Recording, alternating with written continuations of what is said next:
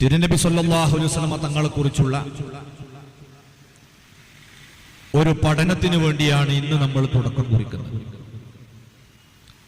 ചെറിയ 5 ദിവസങ്ങളിലായി നാം ഉദ്ദേശിക്കുന്ന ഈ പഠനം അല്ലാഹുവിന്റെ ഹബീബിന്റെ ജീവിതത്തിന്റെ ഏതാനും ചില ഭാഗങ്ങളെ മാത്രം സ്പർശിച്ച് കടന്നു പോകാനേ നമുക്ക് സാധിക്കുകയുള്ളൂ. എങ്കിലും പരമാവധി പറയാനും ഉൾക്കൊള്ളിക്കാനും കഴിയുന്ന അത്ര 5 ദിവസങ്ങളിലായി നമുക്ക് ഉൾപ്പെടുത്തണം. ഖൈറായ വിധത്തിൽ പറയാനും അത് ഉൾക്കൊള്ളാനും അല്ലാഹു നമുക്ക് തൗഫീഖ് നൽകുമാറാകട്ടെ. തിരുനബി സല്ലല്ലാഹു അലൈഹി വസല്ലം തങ്ങളെ കുറിച്ച് പഠിക്കുന്നതിന്റെ പ്രാധാന്യം ആമുഖമായി ഒരല്പം നമ്മൾ അറിയേണ്ടതുണ്ട്. മഹാനായ ഗുരുവർയർ സൈനുദ്ദീൻ മഖ്ദൂം റളിയല്ലാഹു തആല അൻഹു തങ്ങൾ അവിടുത്തെ ഫത്ഹുൽ മുഈന്റെ തുടക്കത്തിൽ നമ്മെ ഉണർത്തിയ ഒരു കാര്യമുണ്ട്. അവ്വലുമാ യജിബു അലൽ ആബാ, രക്ഷിതാക്കളെ സംബന്ധിച്ചിടത്തോളം അവരെ മക്കൾക്ക് നിസ്കാരം പഠിപ്പിക്കുന്നതിന് മുമ്പും മറ്റു പലതിന്റെയും മുന്നേ ആദ്യമായി പഠിപ്പിച്ചു കൊടുക്കൽ നിർബന്ധമായ വിഷയം ഏതാണ് എന്ന് ചോദിച്ചുകൊണ്ട് മഹാനവറുകൾ പറയുന്നത് അഷ്റഫുൽ ഖൽഖ് റസൂലുള്ളാഹി സ്വല്ലല്ലാഹു അലൈഹി വസല്ലം തങ്ങളെ സംബന്ധിച്ചുള്ള വിവരങ്ങളാണ് നാം മക്കളെ പഠിപ്പിക്കേണ്ടത്. അതിന് നമ്മളും ആദ്യം മുത്തുനബിയെ പഠിക്കണം. എന്താണ് നബി സല്ലല്ലാഹു അലൈഹി വസല്ലം തങ്ങളെ കുറിച്ച് ആദ്യം പഠിപ്പിക്കാൻ പണ്ഡിതന്മാർ നിർദ്ദേശിക്കാനുള്ള കാരണം, നാം അല്ലാഹുവിനെ മനസ്സിലാക്കുന്നതും പരിശുദ്ധ ഖുർആനിനെ അറിയുന്നതും വിശുദ്ധ ദീനുൽ ഇസ്ലാമിനെ മനസ്സിലാക്കുന്നതുമെല്ലാം മുത്തുനബി സല്ലല്ലാഹു അലൈഹി വസല്ലം തങ്ങളിലൂടെയാണ്. ആ തിരുദൂതരെ സംബന്ധിച്ചുള്ള വിശ്വാസവും മതിപ്പും അതാണ് നമ്മുടെ എല്ലാറ്റിന്റെയും അടിത്തറ എന്നത് പറയേണ്ടതില്ലല്ലോ. ആ നബി അൽ അമീനാണ്, ജീവിതത്തിൽ ഒരു കള്ളം പറയാത്ത വിശുദ്ധ ജീവിതത്തിന്റെ ഉടമയാണ്. ആ നബി തങ്ങൾ പറഞ്ഞ പിൻബലത്തിലാണ് നമ്മൾ അത് അങ്ങനെ തന്നെ അംഗീകരിക്കുന്നത്. അതുകൊണ്ട് വിശ്വാസ കാര്യങ്ങളിലേക്കുള്ള ഒരു പാലം മുത്തുനബിയാണ്. ആ നബിയെ ആദ്യം അറിഞ്ഞെങ്കിലേ നമ്മളെ ഈമാനിലേക്കും ഇസ്ലാമിലേക്കും എത്തൂ. ഇതുകൊണ്ടാണ് മഹാനായ സൈനുദ്ദീൻ മഖ്ദൂം റളിയല്ലാഹു അൻഹു ആദ്യം പഠിക്കേണ്ടത് തിരുനബിയെയാണെന്ന് പരിചയപ്പെടുത്താൻ കാരണം. നമ്മൾ ആവേശത്തോടെ സ്വർഗം ചോദിക്കുന്നു, നരകത്തിൽ നിന്ന് അഭയം പ്രാപിക്കുന്നു. നമ്മൾ ആരും അത് കണ്ടിട്ടില്ല. അത് കണ്ടതിന്റെയും സാക്ഷിയാരാണ്? മുത്തുനബി സല്ലല്ലാഹു അലൈഹി വസല്ലം തങ്ങളല്ലേ. പരിശുദ്ധ ഖുർആൻ നമ്മൾ അഭിമാനത്തോടെ ഉയർത്തിപ്പിടിക്കുന്നു. അത് തിരുനബിക്ക് കൈമാറിയത് ജിബ്രീൽ അലൈഹിസ്സലാം അല്ലേ. ജിബ്രീലിനെ കണ്ടത് മുത്തുനബിയല്ലേ. ഇങ്ങനെ നമുക്ക് എല്ലാറ്റിനുമുള്ള സാക്ഷി അഷ്റഫുൽ ഖൽഖ് റസൂലുള്ളാഹി സ്വല്ലല്ലാഹു അലൈഹി വസല്ലം തങ്ങളാണ്. അതുകൊണ്ട് ആ നബിയെ അറിയുകയും ഉൾക്കൊള്ളുകയും വിശ്വാസത്തിലെടുക്കുകയും ചെയ്യുന്നതിന്റെ ശക്തി എത്രയുണ്ടോ, മതിപ്പ് എത്രയുണ്ടോ, അതിനനുസരിച്ചാണ് നമ്മളെ ഈമാൻ. അതുകൊണ്ട് ആദ്യം അഷ്റഫുൽ ഖൽഖിനെ നമ്മൾ പഠിക്കണം. അല്ലാഹു നമുക്ക് തൗഫീഖ് തരട്ടെ. എങ്ങനെയാണ് മുത്തുനബി സല്ലല്ലാഹു അലൈഹി വസല്ലം തങ്ങൾ നമ്മൾ പഠിക്കേണ്ടത്? ചില ആളുകൾ പരിചയപ്പെടുത്തുന്നത് പോലെ 6-ാം നൂറ്റാണ്ടിലെ ജനത അന്ധകാരത്തിലൂടെ കടന്നു പോകുന്നു. എല്ലാ അർത്ഥത്തിലും ഇരുണ്ട യുഗം. ആ ജനതയെ സമുദ്ധരിക്കണം. അതിന് പറ്റിയ ആരെങ്കിലും ഉണ്ടോ എന്ന് അള്ളാഹു ഇങ്ങനെ നിരീക്ഷിക്കുകയാണത്രേ. എല്ലാവരെയും നിരീക്ഷിച്ചപ്പോൾ കൂട്ടത്തിൽ ഭേദപ്പെട്ട ഒരു അറബി പയ്യനെ കണ്ടു. മുഹമ്മദ് എന്നാണത്ര പേര്. 40 കൊല്ലം അള്ളാഹു നിരീക്ഷിച്ചു. ആ നിരീക്ഷണത്തിൽ ബോധ്യമാകുകയാണ് ഈ കുട്ടി തിരക്കടില്ല. അങ്ങനെ ബോധ്യപ്പെട്ടപ്പോ റിസാലത്ത് എന്ന സന്ദേശം, നമുക്ക് കൈമാറാനുള്ള കത്ത്, ആ സന്ദേശം മുഹമ്മദ് എന്ന ആ സഹോദരനെ അള്ളാഹു ഏൽപ്പിക്കുകയാണത്രേ. 23 കൊല്ലക്കാലം കൊണ്ട് അദ്ദേഹം ആ സന്ദേശം ജനങ്ങൾക്ക് കൈമാറി. അങ്ങനെ ഒരു സാധാരണ മനുഷ്യൻ മരണപ്പെടുന്നത് പോലെ അദ്ദേഹം മരണപ്പെട്ടുപോയി. ഈ വിധത്തിൽ മുത്തുനബി സല്ലല്ലാഹു അലൈഹി വസല്ലം തങ്ങളെ മനസ്സിലാക്കുകയും പഠിക്കുകയും ചെയ്താൽ നമ്മളെ ഈമാൻ ശരിയാകുമോ? ഓരോരുത്തരും ഗൗരവത്തോടെ നെഞ്ചത്ത് കൈവച്ചുകൊണ്ട് ആലോചിക്കേണ്ട വിഷയമാണ്. അറിയുക, അല്ലാഹുവിന്റെ ഹബീബ് മുഹമ്മദുർ റസൂലുള്ളാഹി സ്വല്ലല്ലാഹു അലൈഹി വസല്ലമ തങ്ങൾ ഒരിക്കലും യാദൃശ്ചികമായി ഒരു പ്രവാചകനായി തെരഞ്ഞെടുക്കപ്പെട്ട നേതാവായിരുന്നില്ല. മുത്തുനബി സ്വല്ലല്ലാഹു അലൈഹി വസല്ലമ തങ്ങൾ യാദൃശ്ചികമായി തിരക്കടില്ല എന്ന് കണ്ടപ്പോൾ നബിയായി തെരഞ്ഞെടുക്കപ്പെട്ടയാളല്ല.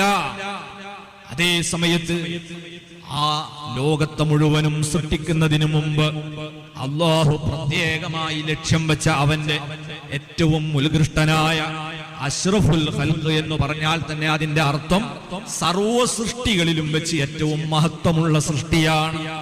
അങ്ങനെ അല്ലാഹു ആദ്യം മുതൽക്ക് തന്നെ ലക്ഷ്യം വെച്ച തെരഞ്ഞെടുത്ത ഏറ്റവും മഹത്വമുള്ള നേതാവാണ് മുഹമ്മദുർ റസൂലുള്ളാഹി സ്വല്ലല്ലാഹു അലൈഹി വസല്ലം.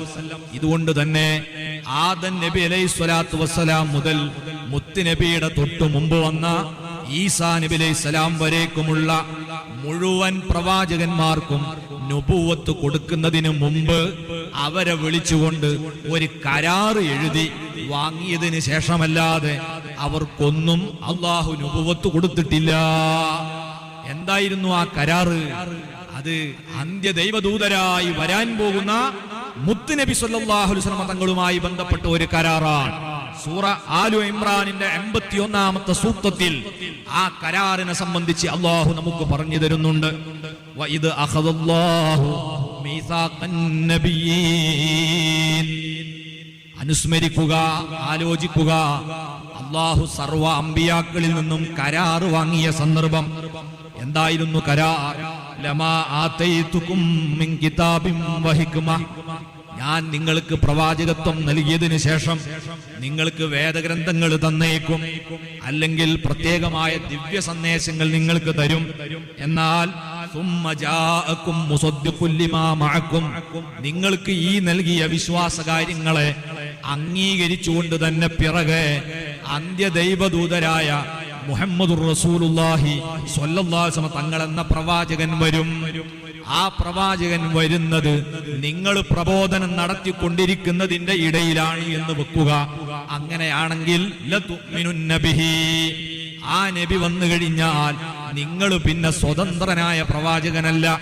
ആ നബിയുടെ ഒരു അനുയായി എന്ന നിലക്ക് ആ നബിയിൽ നിങ്ങൾ വിശ്വസിക്കുകയും വല തൻസുറന്ന, ആ നബിയെ നിങ്ങൾ സഹായിക്കുകയും ചെയ്യണം. ഇതാണ് കരാർ. എന്നിട്ട് അല്ലാഹു ചോദിക്കുന്നു, ഖാല അഖറർതും വഅഖൽതും അലാ ദാലികും മിസ്രി. ഈ കരാർ നിങ്ങൾ അംഗീകരിക്കില്ലേ, സ്വീകരിക്കുകയില്ലേ? എല്ലാവരും പറഞ്ഞു, ഖാലു അഖറർനാ, ഞങ്ങൾ അങ്ങനെ ചെയ്തോളാം പടച്ചവനെ, ഞങ്ങൾ സ്വീകരിച്ചു. ഖാല ഫശ്ഹദു, അപ്പോൾ അല്ലാഹു പറഞ്ഞു, എങ്കിൽ സാക്ഷ്യം വഹിച്ചോളൂ. വഅന മഅകും മിനശ് ശാഹിദീൻ. അതുകൊണ്ട് ഞാനും ഇതിന് നിങ്ങളോടൊപ്പം സാക്ഷിയാണ്. ഈ കരാർ ലംഘിക്കപ്പെട്ടുകൂടാ. ഈ ആയത്ത് മഹാനായ സയ്യിദുന അലി ഇബ്നു അബി ത്വാലിബ് റളിയല്ലാഹു അൻഹു, ഇബ്നു അബ്ബാസ് റളിയല്ലാഹു അൻഹു ഇവരെല്ലാം വ്യാഖ്യാനിച്ചതായി ഇമാം ഖുർത്തുബി റളിയല്ലാഹു അൻഹു രേഖപ്പെടുത്തുന്നത് കാണാം. എന്താണ് ഇതിന്റെ സാരം?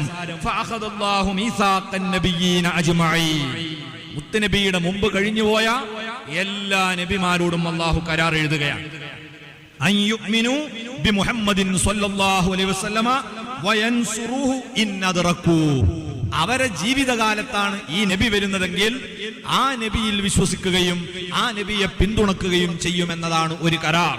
രണ്ടാമത്തത് അമറുഹും, അല്ലാഹു അവരോട് കൽപ്പിക്കുന്നു, അൻ യഖുദു ബിദാലികൽ മീസാഖ് അലാ ഉമമിഹിം. അവരുടെ സമുദായത്തോടും ഈ ഉപദേശം കൊടുക്കണം.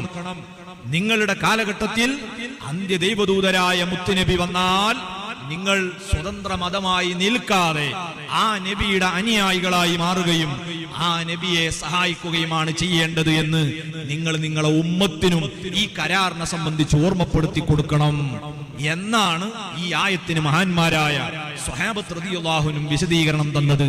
അതുകൊണ്ട് മുത്തുനബി യാദൃശ്ചികമായി ഒരു പ്രവാചകനായി തെരഞ്ഞെടുക്കപ്പെട്ട ആളായിരുന്നു എന്ന് വിശ്വസിച്ചാൽ അത് പ്രവാചകനിലുള്ള യഥാർത്ഥ വിശ്വാസമാവൂല. ഇനി നിങ്ങൾ നോക്കൂ, അല്ലാഹുവിന്റെ ഹബീബ് സ്വല്ലല്ലാഹു അലൈഹി വസല്ലം തങ്ങളെ സംബന്ധിച്ച് അവിടുന്ന് തന്നെ പറഞ്ഞതായി കാണാം.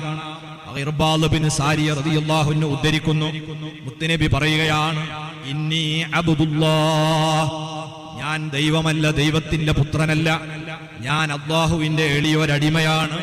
ഖാതമുൻ നബിയീൻ, ഞാൻ അന്ത്യദൈവദൂതരുമാണ്. എപ്പോൾ തന്നെ ഞാൻ അന്ത്യദൈവദൂതരാണ്. വ ഇന്ന ആദമല മുൻജദിലും ഫീ തീനത്തി, ആദം അലൈഹിസ്സലാത്തു വസ്സലാം കളിമണ്ണിൽ വിലയിച്ചിരിക്കുന്ന സമയത്തു തന്നെ എന്നെ അന്ത്യദൂതരായി നിയോഗിക്കപ്പെട്ടിട്ടുണ്ട്. വസഉഖ്ബിറുക്കും മൻ ദാലിക, അതിനെ സംബന്ധിച്ച് വേണമെങ്കിൽ ചില സൂചന ഞാൻ പറയാം. ഞാൻ എന്റെ 40 വയസ്സിന് ശേഷം നബിയായി തിരഞ്ഞെടുക്കപ്പെട്ടയാളല്ല. ആദം നബി മണ്ണിലായി കിടക്കുമ്പോൾ തന്നെ ഞാൻ നബിയാണ്. അതിന്റെ സൂചന വേണമെങ്കിൽ ഖുർആനിൽ തന്നെ വന്നിട്ടുണ്ടല്ലോ. ദഅവത്തു അബി ഇബ്രാഹിം, എന്റെ പിതാവ് ഇബ്രാഹിം നബി അലൈഹിസ്സലാം മക്കയിൽ വെച്ച് നടത്തിയ പ്രാർത്ഥന അത് എന്നെ സംബന്ധിച്ചുള്ള പ്രാർത്ഥനയാണ്.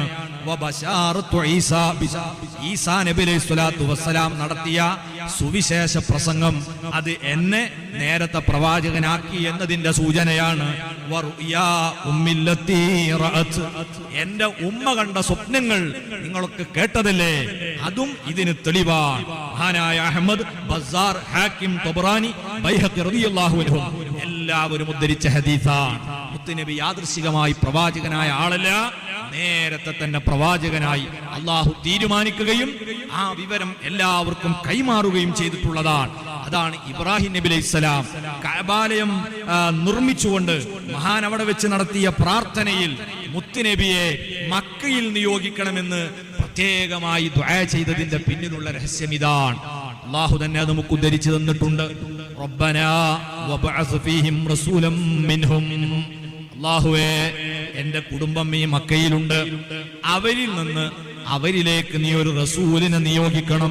യത്ലൂ അലൈഹിം ആയാതിക വയുഅല്ലിമുഹുൽ കിതാബ വൽ ഹിക്മ, നിന്റെ വിശുദ്ധമായ ആയത്തുകളെ ഓതി കേൾപ്പിക്കുകയും വേദഗ്രന്ഥവും തത്വജ്ഞാനവും അവർക്ക് പഠിപ്പിക്കുകയും വയുസക്കീഹിം, അവരെ സംസ്കരിക്കുകയും ചെയ്യുന്ന ഒരു നായകനെ ഇവരിൽ നിന്നു തന്നെ നീ നിയോഗിക്കണം എന്ന് മുത്തുനബിയെ സംബന്ധിച്ചാണ് അന്ന് ഇബ്രാഹിം നബി 3000-ലേറെ കൊല്ലങ്ങൾക്ക് മുമ്പ് പ്രാർത്ഥിച്ചത് എന്ന് തിരുനബി സല്ലല്ലാഹു അലൈഹി വസല്ലം പറയുന്നു.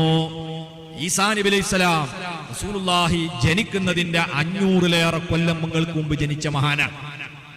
ആ മഹാൻ മുത്തുനബിയെ സംബന്ധിച്ച് പറഞ്ഞത് അല്ലാഹുവിന്റെ ഖുർആൻ സൂറ അസ്-സഫിന്റെ 6-ാമത്തെ സൂക്തത്തിൽ പറയുന്നത് കാണാം. ഇദ് ഖാല ഈസ ഇബ്നു മറിയം യാ ബനീ ഇസ്രായീൽ, ഈസാ നബി അലൈഹിസ്സലാം പറഞ്ഞ സന്ദർഭത്തെ നിങ്ങൾ അനുസ്മരിക്കുക.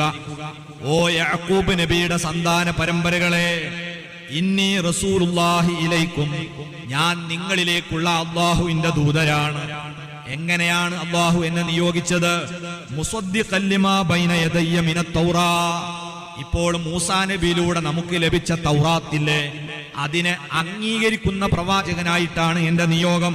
മാത്രമല്ല വമുബശ്ശിറൻ ബിറസൂൽ, മറ്റൊരു റസൂലിനെ സംബന്ധിച്ച് ആ റസൂല് ജനിക്കാൻ പോകുന്നു എന്നതിനെ കുറിച്ച് സന്തോഷ വാർത്ത അറിയിക്കുന്ന ആളായിട്ട് കൂടിയാണ് എന്നെ നിയോഗിച്ചത്. ഏതാണ് ആ റസൂല്? യഅ്തി മിൻ ബഅദി, എന്റെ പിറകെ വരാനിരിക്കുന്നേ ഉള്ളൂ.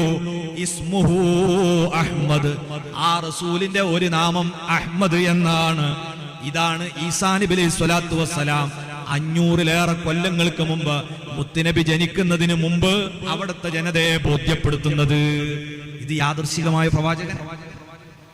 മുൻഗാമികളായ മുഴുവൻ പ്രവാചകന്മാരുടെയും ഒരു പ്രധാന പ്രബോധന ദൗത്യം തന്നെ എന്താണ്? നബി സല്ലല്ലാഹു അലൈഹി വസല്ലം എന്ന അന്ത്യദൂതർ വരുന്നു എന്ന വിവരം അവരോട് പറയലാ. ഇത് പറയാത്ത ഒരൊറ്റ നബിയും കഴിഞ്ഞു പോയിട്ടില്ല. വേദഗ്രന്ഥങ്ങളെ സംബന്ധിച്ച് ഖുർആൻ പറയുന്നു, അല്ലദീന ആതൈനാഹുമുൽ കിതാബ യഅരിഫൂനഹു കമാ യഅരിഫൂന അബ്നാഅഹും, അല്ലാഹു വേദഗ്രന്ഥങ്ങൾ നൽകിയ ജനത യഅരിഫൂനഹു, മുത്തുനബിയെ കുറിച്ച് അവരറിയും. ഏതുപോലെ അറിയും? കമാ യഅരിഫൂന അബ്നാഅഹും, അവരെ സ്വന്തം മക്കളെ അറിയുന്നത് പോലെ. ആയിരക്കണക്കിന് കുട്ടികൾക്കിടയിൽ നമ്മളെ കുഞ്ഞിനെ നമ്മൾ തിരിച്ചറിയില്ലേ? എന്തെങ്കിലും അപകടം പറ്റി എല്ലാവരെയും തിരിച്ചറിയാതെയായി പോയാൽ പോലും ആ കുഞ്ഞിനെ കുളിപ്പിച്ച ഉമ്മ ആ കുഞ്ഞിനെ എടുത്ത് താരാട്ടുപാടി എല്ലാ ശരീരഭാഗവും കണ്ട മാതാപിതാക്കൾക്ക് ആ കുഞ്ഞിന്റെ ഏതെങ്കിലും ഗോപ്യമായ ഭാഗത്തുള്ള ഒരു കാക്കപ്പുള്ളിയെങ്കിലും നോക്കിയിട്ട് ഇതാണ് എന്റെ കുട്ടി എന്ന് പറയാൻ കഴിയില്ലേ? ഇതുപോലെ അള്ളാന്റെ ഹബീബിനെ മനസ്സിലാക്കാനുള്ള മുഴുവൻ അടയാളങ്ങളും പൂർവ്വ വേദഗ്രന്ഥങ്ങളിൽ അള്ളാഹു നൽകിയിട്ടുണ്ടെന്നും വേദക്കാർക്കത് അറിയാമെന്നും ഖുർആൻ പറയുന്നു. പക്ഷേ അതേ സമയത്ത് അല്ലദീന ഖസിറു അൻഫുസഹും ഫഹും ലാ യുഅ്മിനൂൻ, സ്വയം തോൽക്കാൻ തീരുമാനിച്ചവർ ആ നബിയിൽ വിശ്വസിക്കുന്നില്ലെന്ന് മാത്രം അവർക്കറിയാത്തത് കൊണ്ടല്ല. കാരണം എന്താ? മുത്തുനബി തങ്ങളെ ശരീരത്തിലുള്ള ഖത്ബുൻ നുബുവത്തിന്റെ മുദ്രണം പോലും വേദഗ്രന്ഥങ്ങളിലുണ്ട്. അതൊരു കാക്കാപ്പുള്ളി പോലത്തെ അടയാള.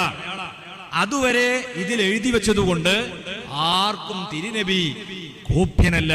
എല്ലാവർക്കും വ്യക്തമായി മനസ്സിലാക്കാൻ കഴിയുന്ന തരത്തിൽ നേരത്തെ തന്നെ അള്ളാഹു അനൗൺസ് ചെയ്തിട്ടുണ്ട്, ഗ്രന്ഥങ്ങളിലൂടെ അവതരിപ്പിച്ചിട്ടുണ്ട്, മഹാന്മാരായ പ്രവാചകന്മാരിലൂടെ ആ നേതാവിനെ കുറിച്ച് പരിചയപ്പെടുത്തിയിട്ടുണ്ട്. യാദൃശ്ചികമായി നബിയായി വന്ന ആളല്ല. ഇനി നിങ്ങൾ നോക്കൂ, ആ നബി സല്ലല്ലാഹു അലൈഹി വസല്ലം തങ്ങളെ തിരുപ്പിറവിക്ക് വേണ്ടി അള്ളാഹു തെരഞ്ഞെടുക്കുന്നത് ഭൂഗോളത്തിന്റെ നടുഭാഗമാണ്. ഖുർആൻ ആ പ്രദേശത്തെ പരിചയപ്പെടുത്തുന്നത് തന്നെ ഉമ്മുൽ ഖുറ, പട്ടണങ്ങളുടെ നാടുകളുടെ മാതാവ് എന്നാണ്. ഭൂഗോളത്തിന്റെ ഭൂപടം പരിശോധിച്ചാലും നമുക്ക് പെട്ടെന്ന് ഗ്രഹിക്കാൻ കഴിയും, ഏകദേശം ഭൂമിയിലെ ജനവാസമുള്ള പ്രദേശങ്ങളുടെ നടുവിൽ തന്നെയാണ് അന്ത്യദൈവദൂതന്റെ ജന്മനാടായ മക്കയെ അല്ലാഹു സംവിധാനിച്ചിട്ടുള്ളത്. ആ മക്കയിലേക്ക് മുത്തുനബിയെ എത്തിക്കാൻ അള്ളാഹു നേരത്തെ ചില ആസൂത്രിതമായ നീക്കങ്ങൾ നടത്തുകയാണ്.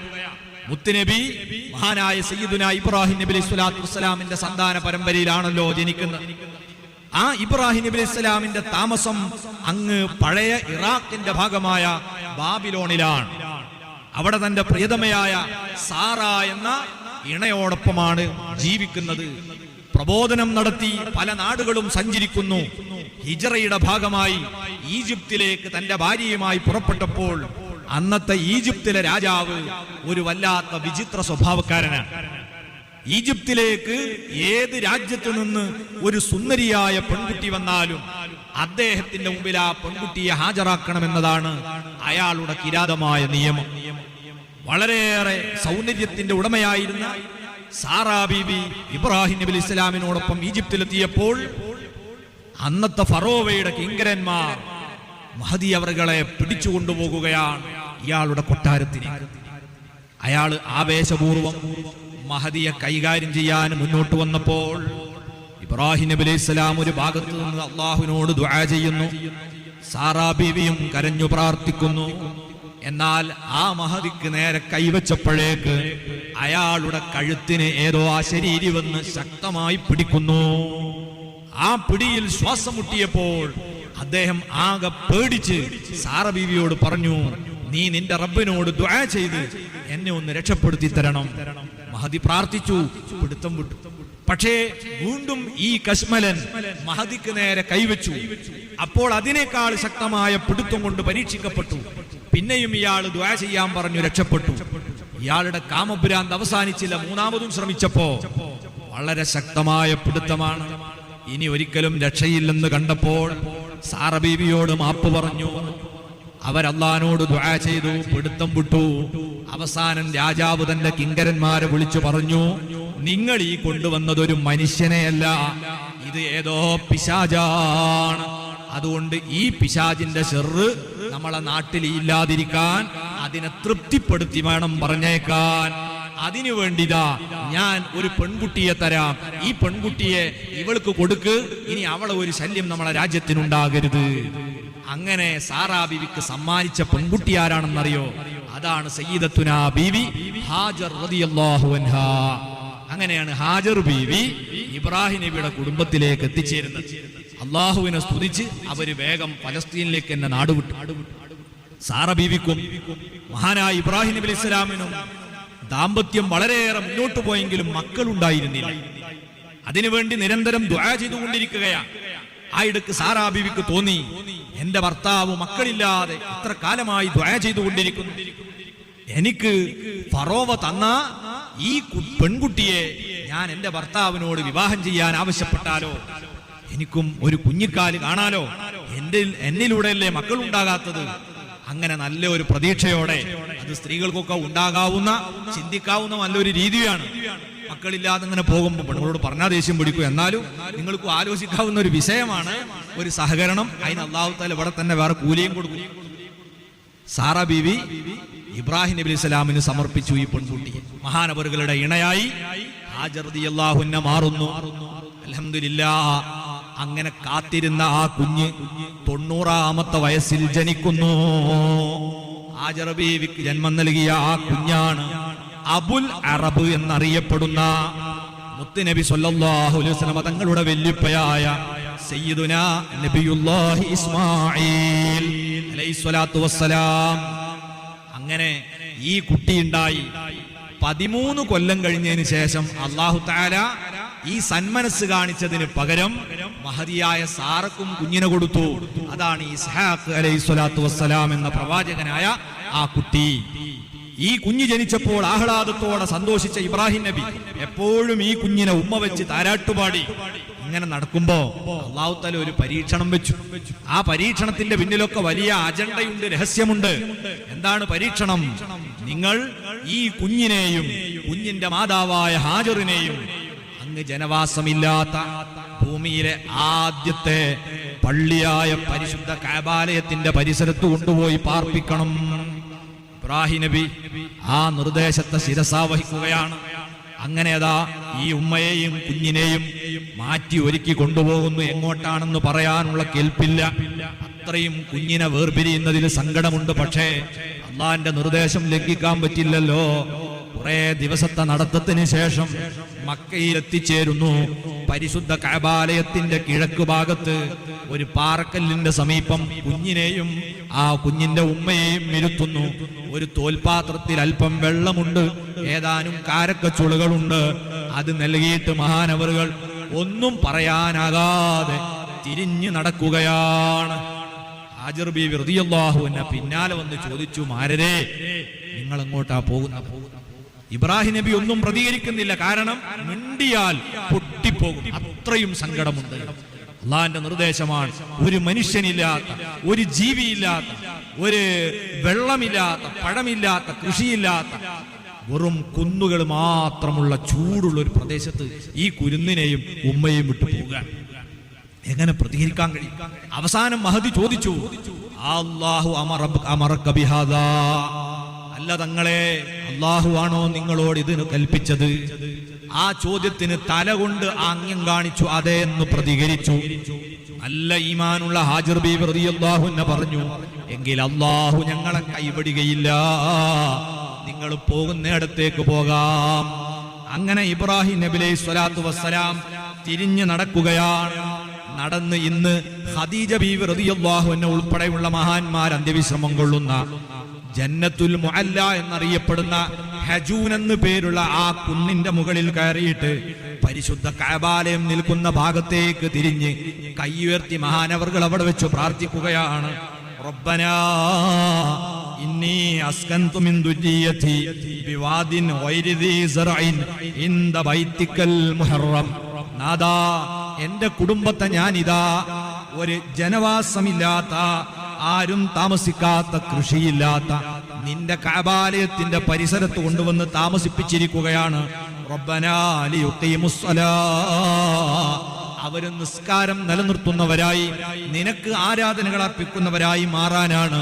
അതുകൊണ്ട് ഫജിഅൽ അഫ്ഇദതം മിനന്നാസി തഹ്വി ഇലൈഹിം, ലോകത്തുള്ള ജനഹൃദയങ്ങളെ നീ ആ കേന്ദ്രത്തിലേക്ക് തിരിച്ചുവിടണം. അല്ലാഹ് വർസുഖുഹും മിനസ് സമറാത്തി ലഅല്ലഹും യശ്കുറൂൻ, അവർക്ക് എല്ലാ തരത്തിലുമുള്ള പഴങ്ങൾ നീ നൽകണം, അവര് നന്ദിയോടെ ജീവിക്കാൻ വേണ്ടി എന്ന് ദുആ ചെയ്തുകൊണ്ട് മഹാനവറുകൾ അവിടുന്ന് പോയപ്പോൾ, പ്രിയപ്പെട്ടവരെ, ആ പ്രാർത്ഥനയുടെ ഇജാബത്തല്ലേ ഇന്ന് നമ്മൾ കാണുന്നത്. ഈമാനുള്ള സർവ്വ മുഅ്മിനീങ്ങളുടെയും ഹൃദയം വെമ്പൽ കൊള്ളുന്നു ആ മക്കയിലേക്കൊന്നു പോകാൻ. അല്ലാഹു നമുക്ക് തൗഫീഖ് നൽകുമാറാകട്ടെ. നമ്മൾ ഇത്രയും മരങ്ങളുള്ള, ഇത്രയും നദികളുള്ള ഈ നാട്ടിൽ കിട്ടാത്ത സർവ്വ പഴങ്ങളും ഇന്ന് മക്കയിൽ ചെന്നാൽ നമുക്ക് കിട്ടുകയല്ലേ? ഇബ്രാഹിം നബിയുടെ ദുആയാണ്. മുത്തുനബിയുടെ ജന്മദേശമാകാൻ പോകുന്ന പ്രദേശത്തെ അള്ളാഹു നേരത്തെ തന്നെ തെരഞ്ഞെടുത്ത് ജനശ്രദ്ധ ആകർഷിപ്പിക്കാനുള്ള കർമ്മ പദ്ധതി തയ്യാറാക്കിയതിന്റെ ഭാഗമാണ്. ഒന്നും യാദൃശ്ചികമല്ല. അങ്ങനെ മഹാനായ ഇബ്രാഹിം നബി അലൈഹി സ്വലാത്തു വസ്സലാം തിരുനബി സല്ലല്ലാഹു അലൈഹി വസല്ലമ തങ്ങളുടെ ആ തിരുപ്പിറവിക്ക് കേന്ദ്രമാകാൻ പോകുന്ന ആ പുണ്യസ്ഥലത്ത് തന്റെ മക്കളെ കൊണ്ടുപോയി പാർപ്പിച്ചു. കയ്യിലുള്ള ഏതാനും ഈത്തപ്പഴവും വെള്ളവും തീർന്നപ്പോൾ ആ മഹദി സങ്കടപ്പെട്ടു ഓടുകയും അവസാനം സംസം എന്ന കിണറുണ്ടാകുകയും ചെയ്തത് ചരിത്രത്തിൽ നമ്മളൊക്കെ പലതവണ കേട്ട യാഥാർത്ഥ്യമാണ്. പക്ഷേ ഇതൊക്കെ എന്തിന്റെ പേരിലാണ്? അവിടെ അല്ലാഹു ഇവിടെ കൊണ്ടുവരാൻ പോകുന്ന അഷ്റഫുൽ ഖൽഖായ മുത്ത് മുഹമ്മദുർ റസൂലുള്ളാഹി സ്വല്ലല്ലാഹു അലൈഹി വസല്ലം തങ്ങളുടെ ജന്മദേശത്തെ അല്ലാഹു ആദരിക്കുന്നതിന്റെയും പരിഗണിക്കുന്നതിന്റെയും ഭാഗമാണ് ആ സംസം കിണർ. അങ്ങനെ ഈ രണ്ട് മനുഷ്യർ മാത്രം, ഒരു ചോരപ്പൈതലും ഒരു സ്ത്രീയും ഒറ്റക്ക് വിജനമായ ആ കുന്നിന്റെ പരിസരത്ത് താമസിക്കുകയാണ്. പരിശുദ്ധ കഅബം നിലകൊള്ളുന്ന ആ തറ അവിടെയുണ്ട്, ബാക്കിയെല്ലാം നശിച്ചു പോയിരിക്കുകയാണ്. അങ്ങനെ താമസിച്ചു കൊണ്ടിരിക്കുമ്പോഴാണ് പരിസരത്തൂടെ യാത്രാ സംഘങ്ങൾ പോകുന്ന കൂട്ടത്തിൽ അറബ് ഗോത്രമായ ജുർഹും കബീലയിൽപ്പെട്ട ഏതാനും ആളുകൾ അതുവഴി യാത്ര പോകുമ്പോൾ അവരെ വെള്ളം തീർന്നുപോയി. അവര് ചിന്തിച്ചു, എവിടെന്നാ ഇനി വെള്ളം കിട്ടുക ഈ മലമ്പ്രദേശത്ത്? അങ്ങനെ നിരീക്ഷിക്കുമ്പോഴാണ് മേൽഭാഗത്ത് പരുന്തുപോലെയുള്ള പക്ഷി വട്ടമിട്ട് ഇങ്ങനെ പറക്കുന്നത് കണ്ടു. അവര് മനസ്സിലാക്കി, സാധാരണ ഈ പക്ഷി പറക്കാറുള്ളത് വെള്ളക്കെട്ടുകളുടെ സമീപത്താണ്, അതുകൊണ്ട് പോയി നോക്കാം, വെള്ളം ഉണ്ടാകാനുള്ള സാധ്യതയുണ്ട്. അങ്ങനെ വെള്ളം തേടി ഒരു സംഘം പക്ഷികൾ പറക്കുന്ന പ്രദേശത്തേക്ക് നടന്നു വന്നപ്പോൾ സുബ്ഹാനല്ലാഹ്, അത്ഭുതം, ഒരു ഉമ്മയും ഒരു കുഞ്ഞും മാത്രം, ഒരു ചെറിയ കിണറും അവരെ ചാരത്ത്. ഹാജർ റളിയല്ലാഹു അൻഹു വല്ലാത്ത സന്തോഷമായി. എത്ര കാലമായി, എത്ര മാസമായി ഒരു മനുഷ്യനെ കണ്ടിട്ട്. സന്തോഷത്തോടെ സ്വീകരിച്ചു. അവർ ഭാഷ അറിയുന്നവരല്ല, ഇവര് ജുർഹും ഗോത്രക്കാർ അറബ് സമൂഹമാണ്, മറ്റുള്ളവർക്ക് അറബി അറിയില്ല. അതുകൊണ്ട് തന്നെ അറിയാവുന്ന ഭാഷയിലൊക്കെ സംസാരിച്ച് അവരോടും ഇവിടെ താമസിക്കാൻ വേണ്ടി മഹദി അഭ്യർത്ഥിച്ചു. ഈ കിണറിലെ വെള്ളം നിങ്ങൾക്കും തരാം, പക്ഷെ അതിന്റെ അവകാശി ഞങ്ങൾ മാത്രമാണ് എന്നും കരാറാക്കി. അങ്ങനെ ഏതാനും കുടുംബങ്ങൾ അവിടെ താമസിച്ചു. പിന്നെ അവരിൽപ്പെട്ട പല കുടുംബങ്ങളും ആ പ്രദേശത്ത് എത്തിപ്പെട്ടു. അങ്ങനെ മക്ക ജനവാസമുള്ള കേന്ദ്രമാകുന്നു. ഇസ്മായിൽ അലൈഹിസ്സലാം വളർന്ന് ഇവരിൽ നിന്ന് അറബ് ഭാഷ പഠിക്കുന്നു. അങ്ങനെ അവരിൽ നിന്ന് തന്നെ ആദ്യം ഒരു വിവാഹം ചെയ്യുന്നു. അതിന്റെ മുമ്പ് ഇബ്രാഹിം നബി അലൈഹി സ്വലാമിന് അള്ളാഹു അനുമതി കൊടുത്തപ്പോഴൊക്കെ ഇബ്രാഹിം നബി വരികയും ഇടക്ക് കഅബ നിർമ്മിക്കുകയും അതിനു മുമ്പ് ഇസ്മായിൽ അലൈഹി സ്വലാമിനെ അറുക്കാൻ നിർദ്ദേശമുണ്ടായപ്പോൾ അതിന് ശ്രമിക്കുകയും ഒക്കെ ചെയ്ത ചരിത്രം ഞാൻ പരത്തി പറയേണ്ടതില്ല. നിങ്ങൾക്ക് ഓർമ്മയിലേക്ക് അതൊക്കെ വരണം. അങ്ങനെ ആ വിശുദ്ധമായ ഗേഹം പണി കഴിപ്പിച്ച് അവിടെ ജനവാസം തുടങ്ങി. അങ്ങനെയാണ് മുത്തുനബി സ്വല്ലല്ലാഹു അലൈഹി വസല്ലം തങ്ങളുടെ ജന്മകേന്ദ്രത്തെ അല്ലാഹു തെരഞ്ഞെടുക്കുകയും ശ്രദ്ധേയമാക്കുകയും ചെയ്തിട്ടുള്ളത്. അങ്ങനെ തിരുനബിയെ ഇനി ഭൂമിയിലേക്ക് കൊണ്ടുവരുന്നതിന്റെ മുന്നോടിയായി അല്ലാഹു വിശുദ്ധരായ അവിടുത്തെ പിതാക്കന്മാരിലൂടെ നബി സ്വല്ലല്ലാഹു അലൈഹി വസല്ലമയുടെ പ്രയാണം ആദം നബി മുതൽക്ക് ഇങ്ങനെ തുടർത്തി വരികയാണ്. ആദം നബിയുടെ മുതുകിലേക്ക് ആ പ്രകാശത്തെ നിക്ഷേപിച്ചത് മുതൽ മഹാന്മാരായ മഹത്തുക്കളായ പിതാക്കന്മാരിൽ നിന്ന് മഹദികളായ മാതാക്കളുടെ ഗർഭാശയത്തിലേക്ക് മുത്തുനബി സ്വല്ലല്ലാഹു അലൈഹി വസല്ലമ തങ്ങളുടെ ആ നൂറിനെ അല്ലാഹു കൈമാറിക്കൊണ്ടേയിരിക്കുകയാണ്. പരിശുദ്ധ ഖുർആൻ ഇത് പറഞ്ഞത് കാണാം.